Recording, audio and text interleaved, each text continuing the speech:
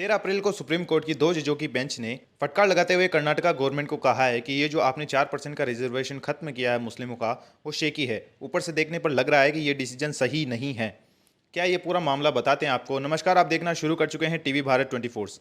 30 मार्च Karnataka government ने मुस्लिमों का 4% आरक्षण खत्म करते हुए दूसरी डोमिनेंट कास्ट को दे दिया है। ये दरअसल कास्ट ओबीसी में आती है। इनका नाम है लिंगायत और वोकलिंगा।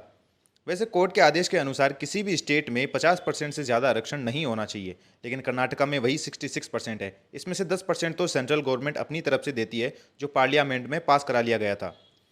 अब आप ये समझिए कि कर्नाटका में 66% आरक्षण कैसे है और ये 30 अप्रैल के बाद कैसा है। आपके सामने जो चार्ट है, उस चार्ट के अंदर 2 कैटेगरीज बनी हुई है। इन कैटेगरीज के अंदर जो 30 अप्रैल से पहले का आरक्षण सिस्टम है और जो कैटेगरी दूसरी है उसके अंदर 30 अप्रैल के बाद का आरक्षण का सिस्टम है। उसी के अंदर आप देखिए कैटेगरी 2B के अंदर जो 4% मुस्लिमों को आरक्षण दिया गया है, असल में गवर्नमेंट ने उसी को ही खत्म किया है। उस आरक्षण को खत्म करते हुए ये आरक्षण 2 भागों में बांट दिया है।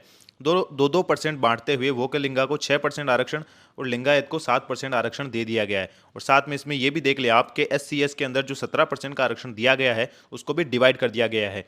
कई सारी ऐसी कास्ट है SC/ST के अंदर जिन्हें इस आरक्षण से बाहर भी निकाल दिया है, कईयों का आरक्षण बढ़ाया है और कईयों का आरक्षण घटाया भी है। इसी बीच सुप्रीम कोर्ट के पूछने पर गवर्नमेंट ने कई सारे एविडेंस भी दिए हैं, जो कि किसी भी बिल को लाने से पहले सरकार के पास होने जरूरी हैं। ये किसी भी तरह के डाटा या सर्वे हो सकते हैं।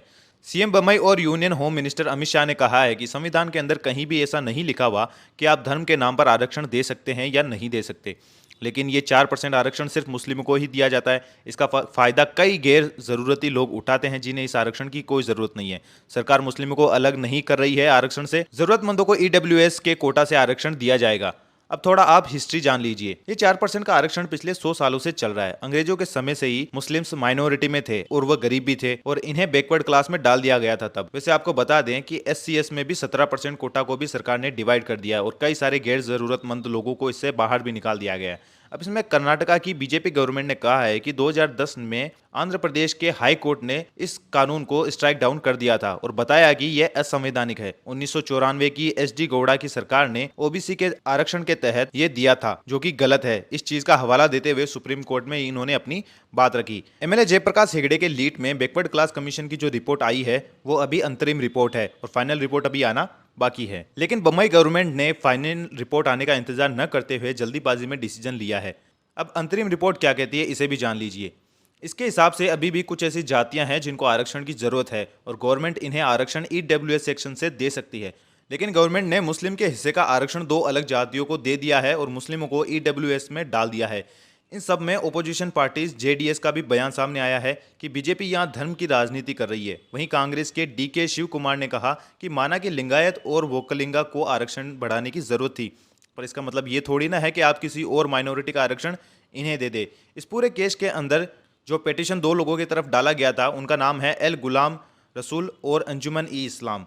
जस्टिस KM जोसेफ और जस्टिस BV नागरत्ना ने गवर्नमेंट से कहा कि BCC की रिपोर्ट आने से पहले आप ये फैसला कैसे ले सकते हैं। वही गवर्नमेंट ने कोर्ट से सोमवार तक का टाइम मांगा है और अब आगे की सुनवाई मंगलवार को आएगी। कई एक्सपर्ट का मानना है कि या तो इस बिल पर स्टे लग जाएगा या सुनवाई आगे बढ़ जाएगी। इस पूरी रिपोर्ट के ऊपर आपका क्या ओपिनियन है, कमेंट सेक्शन में जरूर बताएं।